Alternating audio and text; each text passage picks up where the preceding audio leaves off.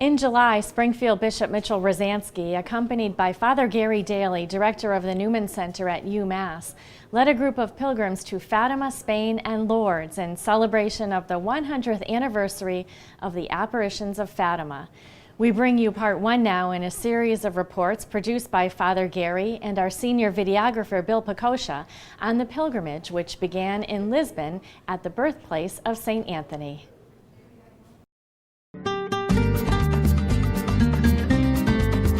We are on pilgrimage. Join us as we visit the sacred sites and the beautiful vistas and landscapes of Portugal, Spain, and France. Our journey will take us through Lisbon and up the Iberian Peninsula to Fatima, where we will join in the celebration of the 100th anniversary of the apparitions. Traveling north up the coast to Santiago de Compostela to experience the sights and the sounds surrounding the Feast of St. James. We make our way across the top of Spain to Burgos and Loyola as we make our final stop at Lourdes. Travel with Bishop ROZANSKI and participate in the many graceful events of this magnificent pilgrimage.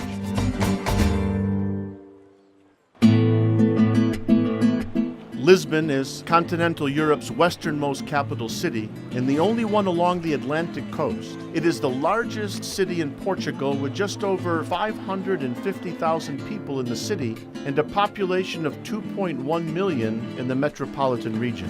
Lisbon lies in the western Iberian Peninsula on the Atlantic Ocean and the River Tagus. It is one of the oldest cities in the world and the oldest in Western Europe, predating other modern European capitals such as London, Paris, and Rome by centuries. It is called, much like Rome, the City of Seven Hills.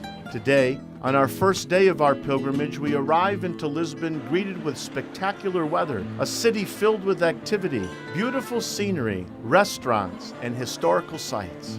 One of our stops is to visit the Belém Tower, or also known as the Tower of St. Vincent, built in the 16th century. The tower was commissioned by King John II to be part of a defense system at the mouth of Lisbon's Tagus River and a ceremonial gateway to Lisbon. Not far away from the Tower of St. Vincent is the Jerónimos Monastery, the former monastery of the Order of St. Jerome, officially known as Santa Maria de Belém. Bishop Mitch celebrates Mass here today in this beautiful Gothic-style church. We begin our pilgrimage here in Lisbon, in Portugal, in a country that is imbued with the faith, in a country where we have seen many, many signs, where the leaders throughout the centuries have governed because of the faith in which they believed. The construction of the monastery and church began in 1501 and took 100 years to complete. King Manuel selected the religious order of St. Jerome monks to occupy the monastery, whose role it was to pray for the king's eternal soul and to provide spiritual assistance to navigators and sailors who departed from the port to discover lands around the world. This the monks did for over 4 centuries until 1833, when the religious orders were dissolved and the monastery was abandoned. Upon entering this church, the interior is vast and Renaissance in nature, and many notables of Portuguese descent have been laid to rest there, the most notable being the famous explorer Vasco da Gama.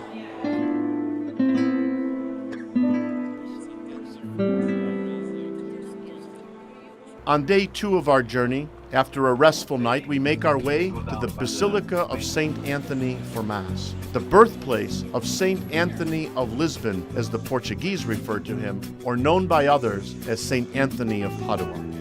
We're in the sacristy of the Basilica of St. Anthony in Lisbon, and just amazing tile work in the sacristy. And this is really what Portugal is noted for, the beautiful tile work. And each individual tile is painted, and it's all put together like a puzzle in many of the walls, and as we see here in the sacristy, it's just amazing work.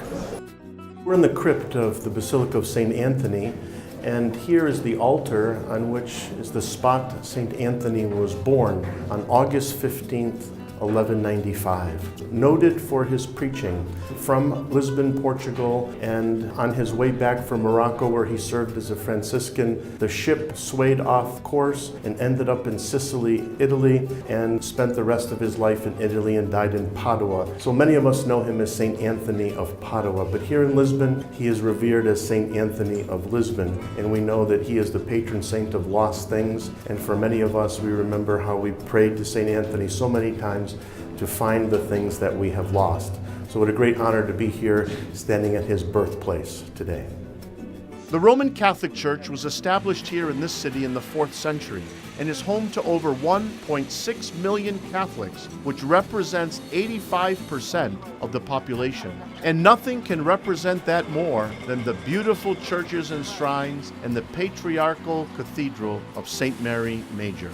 After Mass at St. Anthony's, we take a very short walk to the Cathedral of St. Mary Major, the oldest church in Lisbon, built in 1147, and is the seat of Portugal's patriarch, His Eminence Manuel III. The cathedral has taken on many architectural styles through its many years, and in addition to the cathedra or the bishop's chair, one of the more notable places in this cathedral is the baptismal font, where Fernando Bulhão was baptized, better known as St. Anthony of Lisbon or St. Anthony of Padua.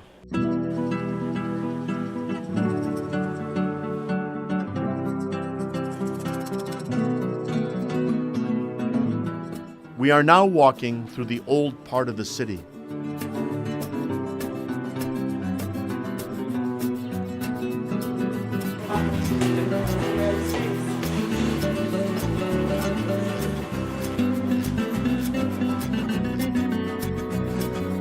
So we're just walking through the streets of Lisbon here, these narrow streets. The guide keeps telling us that it's all downhill from here, but it seems like it's all uphill, but we're making it.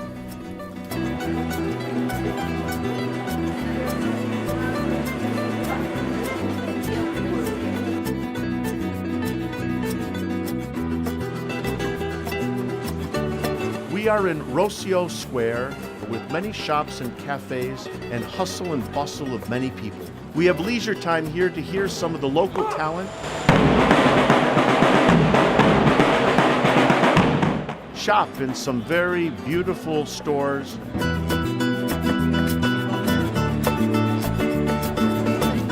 and not to mention the many places to eat.